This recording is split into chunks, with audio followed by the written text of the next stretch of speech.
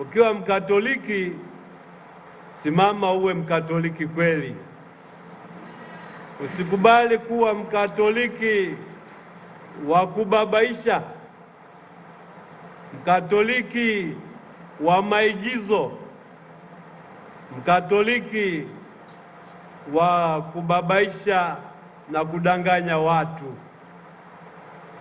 Kuwa Mkatoliki kweli.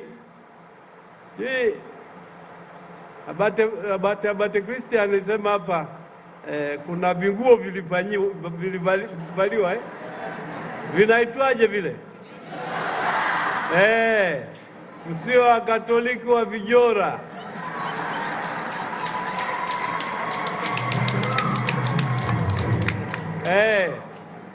Hata kama mnahongwa hela, bakini wa Katoliki wa kweli.